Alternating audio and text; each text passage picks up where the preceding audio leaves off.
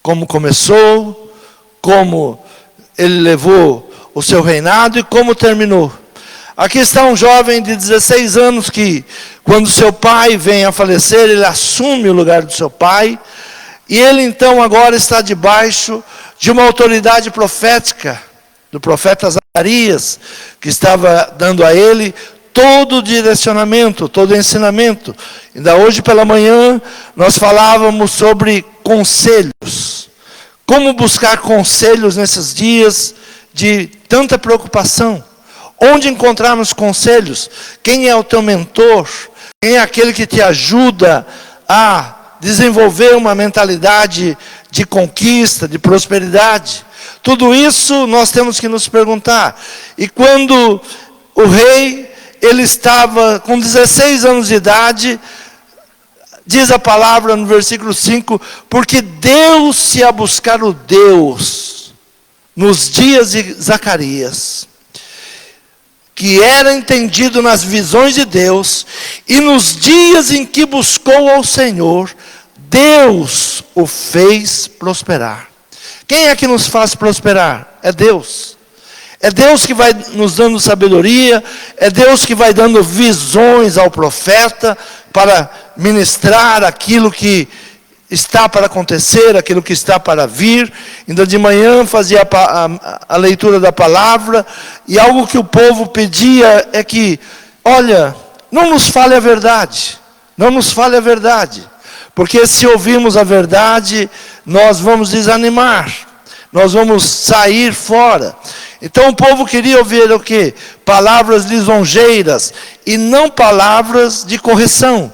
Muitas vezes nós estamos procurando palavras que elas não venham nos confrontar. Mas o homem, ele só muda quando ele é afiado pelo outro homem. A palavra em Provérbios diz que o homem afia o próprio homem. Quando vem a palavra de Deus, nós somos afiados pela palavra de Deus. Nós somos levantados para uma mudança, não aceitar, não parar, não ficar desanimado, tristes, angustiados, mas ouvir a palavra de Deus e ter atitudes. Então algo que começa a fazer a diferença no reino deste rei é exatamente que ele buscou ao Senhor. Porque deu-se a buscar a Deus nos dias de Zacarias, que era entendido nas visões de Deus, e nos dias em que buscou o Senhor, Deus o fez prosperar. Então o rei Uzias, com 16 anos de idade, ele toma uma decisão. Ele chega e diz, olha, eu preciso de sabedoria para dirigir esse povo. E Deus vai dando algo que ele não tinha, algo que ele não possuía, algo que ele não sabia nem como começar, e vai revelando como ele vai conquistando, como ele vai avançando. Versículo 6 diz, porque saiu e guerreou contra os filisteus, e quebrou o muro de Gate, o muro de Jabiné, e o muro de Asdod, e edificou cidades em Asdod, e entre os filisteus. O que ele fez? Ele levantou cidades no meio do território do inimigo. Ele tomou posse do território do inimigo, pela sua própria força, pela sua capacidade? Não, porque buscou ao Senhor. Nós temos que avançar no território do inimigo. E como podemos avançar no território do inimigo? Buscando Deus. É Deus que vai nos fortalecendo, é Deus quem vai nos amparando. No versículo 8 diz assim, e os amonitas deram presentes a Uzias, e o seu nome foi espalhado até a entrada do Egito, porque se fortificou altamente. O seu nome começou a percorrer todas as terras, o seu nome chegou nos lugares poderosos. Todos agora passaram a conhecer esse menino, que até então era desconhecido, nunca tinha guerreado, nunca tinha estado em guerra, mas Deus agora começa a prosperar a sua vida. No versículo 9 diz, também Uzias edificou torres em Jerusalém, a porta da esquina e a porta do vale, a porta do ângulo, e as fortificou. Muito interessante quando a Bíblia fala de portas. Nós gostamos muito de pregar sobre Neemias, que Neemias levantou os muros, mas nós nos esquecemos que Neemias, além de levantar os muros, ele reformulou todas as portas. Ele consertou todas as portas que estavam queimadas. Por que a porta? O muro é proteção para não entrar ninguém sem nos avisar. E a porta é algo que nós temos o domínio. Só entra aquilo que nós permitimos. Então é muito importante edificar as portas. Não só reconstruir os muros de proteção, mas ter o domínio das portas. E ele toma as portas, edificou torres. O que é torres? Torres nós temos que ter atalaias, olhando. Antes que o inimigo chegue ao nosso território, nós já estamos vendo. Como é que nós vemos o inimigo chegando? Quando estamos de atalaia na torre. Nunca sermos pegos de surpresa. Algo terrível é ser pego de surpresa. Por isso, Deus nos ensina a levantar torres, para que estejamos como atalaias, olhando o inimigo que já vem vindo de longe, e nós iremos surpreendê-lo, e não ele nos surpreender. Então Uzias, ele vai fazendo tudo isso era prosperidade na vida dele. Também Uzias edificou torres em Jerusalém, a porta da esquina, a porta do vale, a porta do ângulo, e as fortificou. Então a porta é algo que nós temos que cuidar e fortificar. Não podemos permitir que qualquer coisa adentre. Jesus diz o seguinte no aprisco: o pastor, quando nós vamos estudar sobre ovelhas, sobre o aprisco, Jesus disse: eu sou o bom pastor. E quando vamos estudar sobre ovelhas, o pastor, ele dorme na porta. Ninguém entra no aprisco sem antes passar pelo pastor. E ele diz: aquele que pula o muro ou é ladrão e salteador. Então é fácil identificar quando vem um assalto, um salteador, porque ele pula o muro. Ele não passa pela porta, ele não toca nas ovelhas, porque o lugar que o pastor dorme é na porta. Ninguém entra sem despertar o pastor. Então quando Jesus diz: eu sou a porta, ninguém entra, ninguém vem ao Pai, a não ser por mim. Versículo de número 10, ele diz assim: também edificou torres no deserto, cavou muitos poços, porque tinha muito gado, tanto nos vales como nas campinas.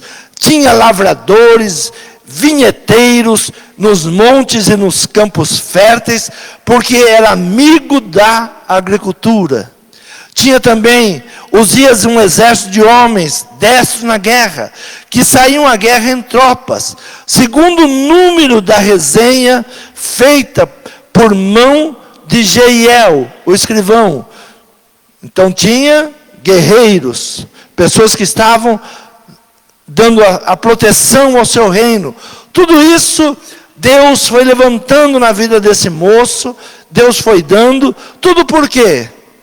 Porque ele buscou ao Senhor. Porque deu-se a buscar a Deus nos dias de Zacarias. Porque buscou ao Senhor. Então o caminho para a prosperidade qual é? Buscar a Deus.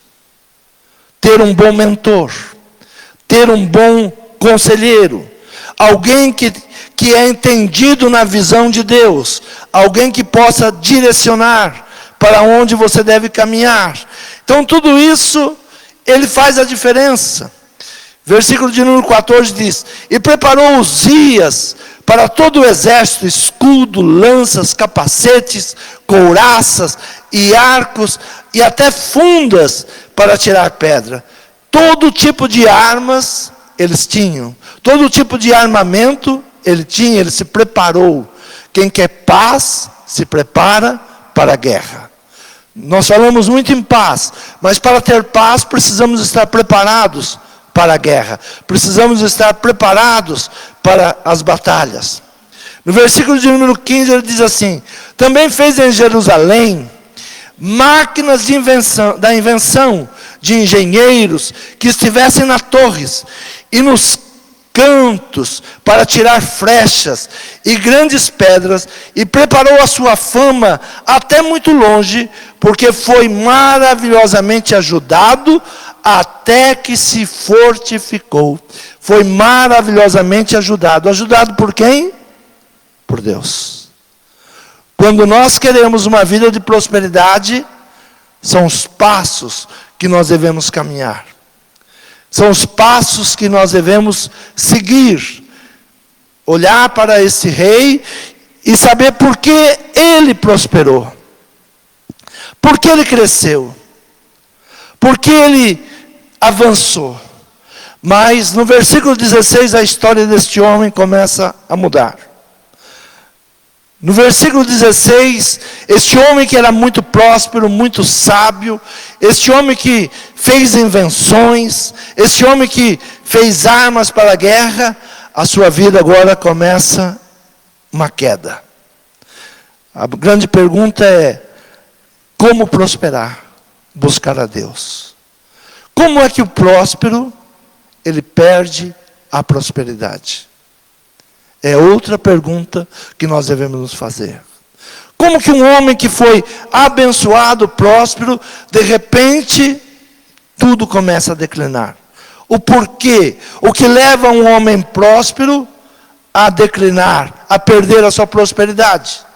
Versículo 16 diz assim: mas havendo-se já fortificado, exaltou-se o seu coração, até se corromper, e transgrediu contra o Senhor seu Deus, porque entrou no templo do Senhor para queimar incenso no altar do incenso.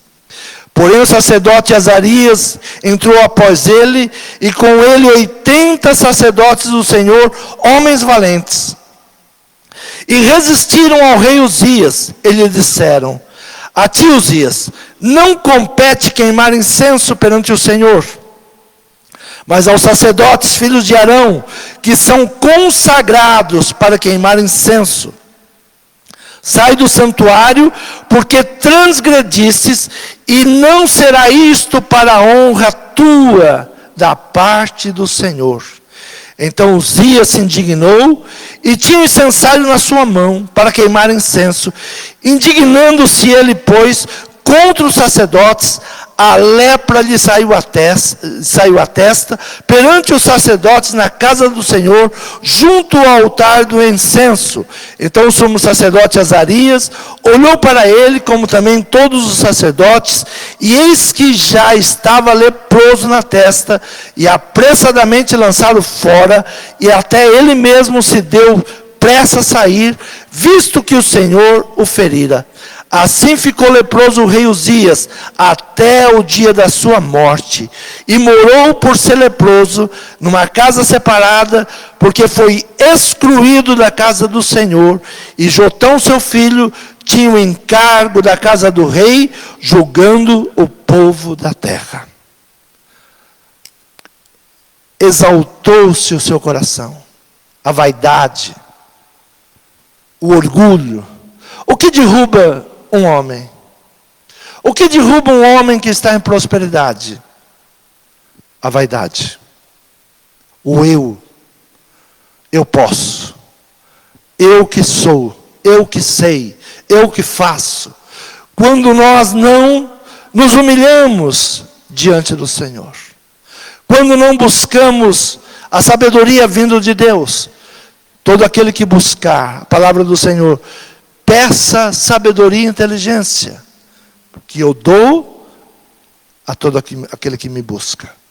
Então, quando nós queremos prosperidade, nós buscamos em Deus. Ele é o dono da prata, Ele é o dono do ouro, Ele pode todas as coisas e dá sabedoria ao homem. Deus tem prazer que o homem, ele venha construir, ele venha progredir. Mas algo que derruba o homem é a vaidade e o orgulho. Arrogância. A arrogância tomou conta do coração do rei. Um outro rei que passou pelo mesmo processo foi o primeiro rei de Israel, o rei Saul. Ele fez o mesmo pecado. Ele entrou no mesmo pecado de soberba, no mesmo pecado de vaidade. Achava que não precisava nem de Deus, porque agora ele era grande, ele era famoso, todos conheciam ele. E aí Deus diz: olha, estou tirando de ti o reino. Você não reinará mais.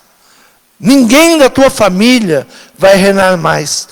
E este rei Uzias, ele é atacado de lepra e ele vai morrer na casa dos leprosos. Nunca mais ele pôde entrar no templo, nunca mais ele voltou aos palácios, simplesmente por causa da sua arrogância, da sua vaidade. Apóstolo Paulo, ele fala a um dos seus discípulos, a Timóteo. Primeira carta de Paulo a Timóteo, capítulo 6.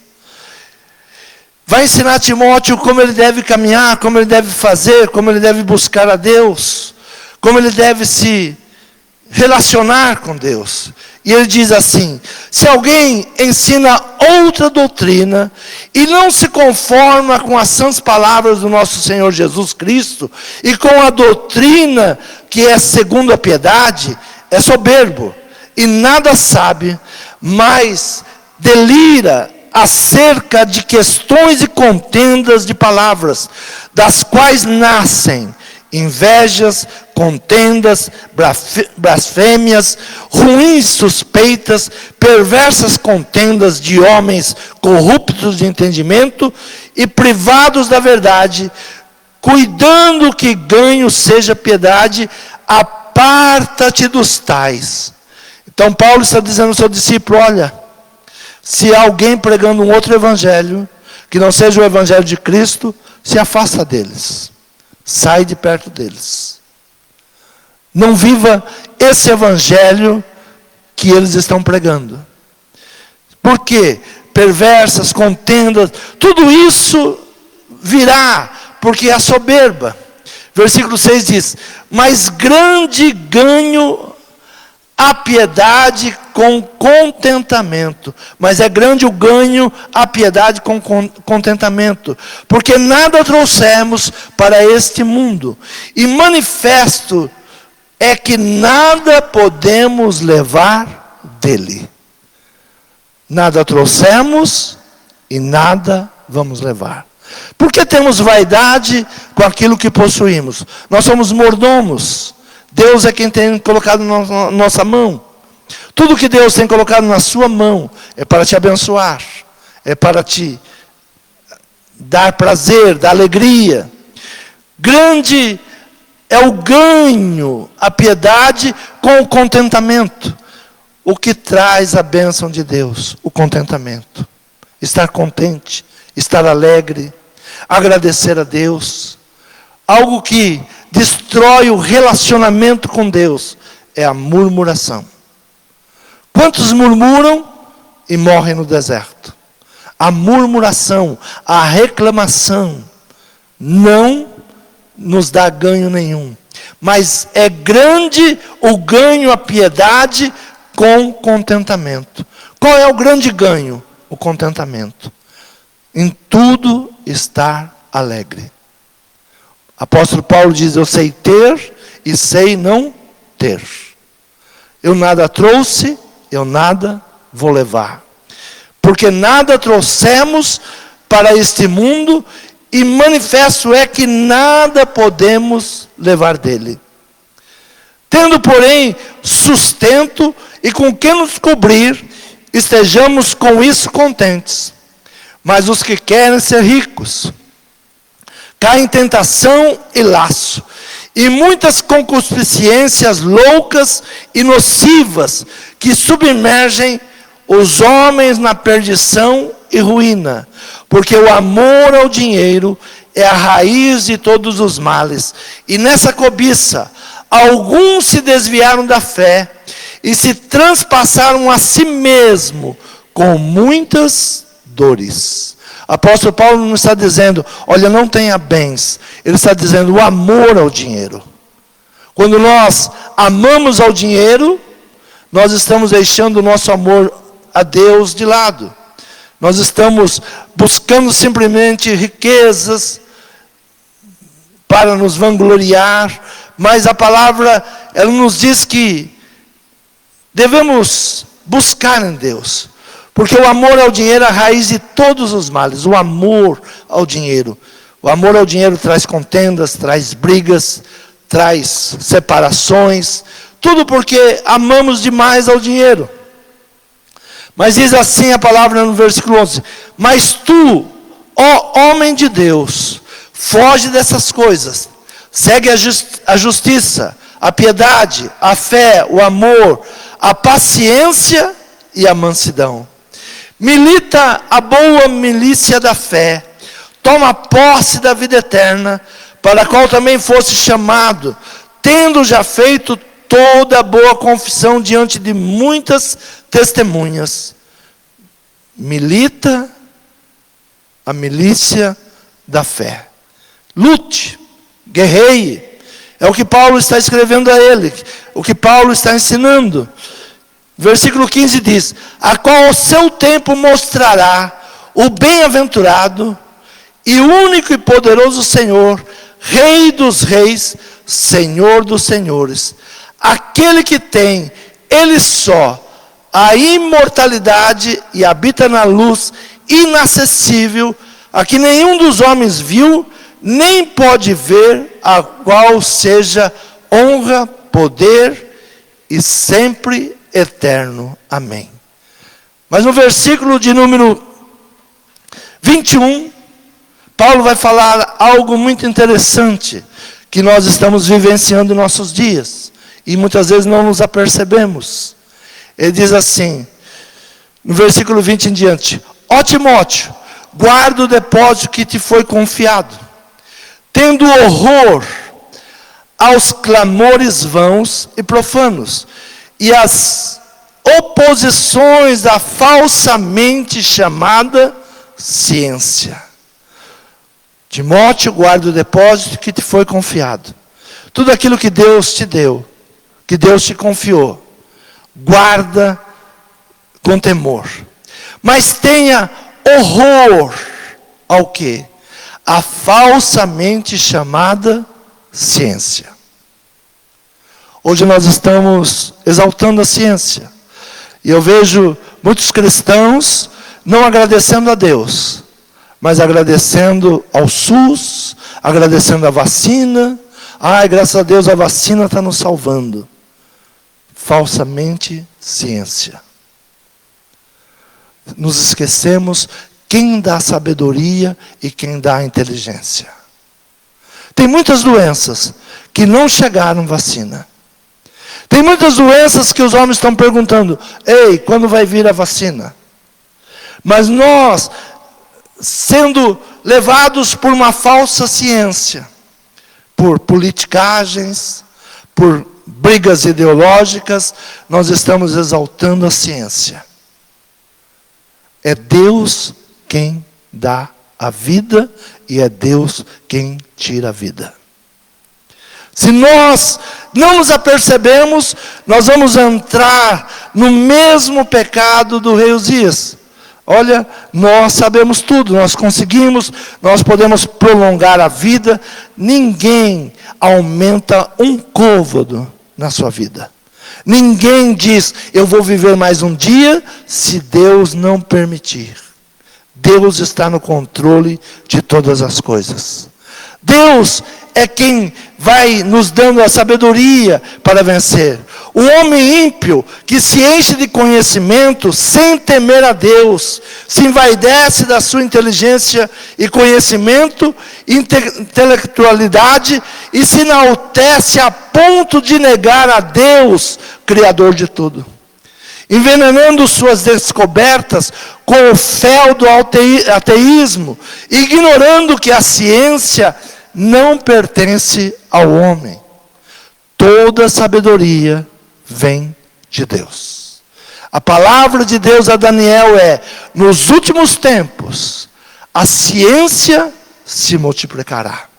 Se a ciência está se multiplicando, nós devemos abrir os nossos olhos e pensar: o tempo está próximo. É tempo de voltarmos a Deus. É tempo de não enaltecer os nossos feitos, mas olharmos para nós mesmos e perguntar: estamos servindo a Deus? Estamos honrando a Deus? Estamos agradecendo a Deus? Estamos louvando a Deus? Ou estamos numa briga ideológica de um lado contra o outro? Ah, o da esquerda fez isso, da direita faz aquilo. Ninguém faz nada se Deus não nos capacitar. Então a igreja, ela deve não entrar nessa falsa ciência. Em tudo dai graças. A quem? A Deus. Deus é quem está no controle de todas as coisas. Deus é que vai nos levando a vencer, a mudar, a buscar saídas, vai dando sabedoria aos médicos, vai dando sabedoria aos cientistas, mas é Deus. Por isso a igreja, ela precisa clamar a Deus, buscar: Deus, tenha misericórdia da nossa terra, tenha misericórdia da minha família, me guarda. Se Deus não guardar a cidade, em vão são aqueles que vigiam, aqueles que estão guardando. Se Deus não cuidar da nossa saúde, é em vão a medicina. Se Deus não nos dar dias de bênção, é em vão qualquer remédio. É em vão. Quantas pessoas, elas têm muito dinheiro e chegam nos melhores hospitais e não conseguem comprar saúde. A saúde não se compra. Deus é quem nos abençoa com longevidade. A longevidade é uma bênção de Deus. É Deus que nos dá a longevidade. Dá sabedoria ao homem, dá capacidade à medicina, mas não se esqueça que Deus está por trás de tudo isso. Ó Timóteo, guarda o depósito que te foi confiado, tendo horror aos clamores vãos e profanos e às oposições da falsamente chamada ciência, a qual, professando-a, alguns se desviaram da fé. Graça seja contigo, amém. Por causa da ciência, muitos se desviaram da fé. Por causa da ciência, muitos estão sendo levados a não crer em Deus. Ah, eu creio na ciência. Eu creio na ciência que Deus prepara. Deus está no controle de todas as coisas. É Deus quem dá a vida, é Deus quem tira a vida. Miqueias capítulo 6, versículo 8 diz assim: e ele te declarou, ó homem, o que é bom? O que é que o Senhor pede de ti? Senão que pratiques a justiça, e ames a benignidade, e andeis humildemente com o teu Deus. Que andeis humildemente com o teu Deus. Querem prosperidade? Busca Deus. Querem se manter prósperos? Humildade. Andes humildemente com o teu Deus. A ciência, ela não pertence ao homem. Se pertencesse ao homem, todas as enfermidades teriam curas. Todas. Se o homem fosse decidir. Mas Deus, Ele dá capacidade para aquilo que Ele quer e para aquilo que Ele deseja que aconteça. Os homens, eles buscam meios para se enriquecer.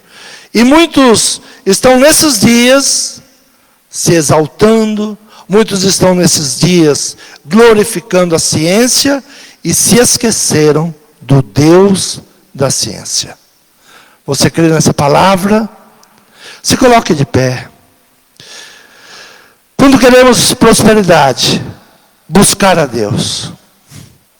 A palavra nos ensina que buscar prosperidade é buscar a Deus, é andar com Deus, é estar ouvindo a palavra de Deus, daqueles que têm visão de Deus, obedecendo, não entrando em vaidades, não entrando em orgulhos. Esses dias são dias que nós precisamos pedir a misericórdia de Deus. São dias que os homens estão passando a prova. Cada dia mais essa enfermidade, ela vem trazer a prova aos homens. Quando os homens se exaltam, eles são derrubados. Ainda hoje estava ouvindo algo que países que já foram toda a população vacinada 2 vezes, está voltando um surto, está voltando novamente uma enfermidade. Aí você se pergunta, mas a ciência não diz que já tinha vencido? Quantos nós ouvimos dizer, a ciência venceu? Seremos envergonhados. Ah, se não for o Senhor, voltar a Deus, buscar a Deus, não envaideça o seu coração. Timóteo, cuidado com a falsa ciência, a ciência humana, a ciência cheia de vaidades, a ciência cheia de orgulhos, de egoísmos. Busque ao Senhor. Por causa dela, muitos perderam a sua fé. Paulo está dizendo a Timóteo, guarda o que você tem. Que nesses dias, você venha continuar confiando em Deus. São momentos terríveis. As escolas ensinam nossos filhos que não existe Deus. Que não há Deus. O homem está querendo se tornar Deus, Criador de todas as coisas. E muitas vezes nossos filhos sem entendimento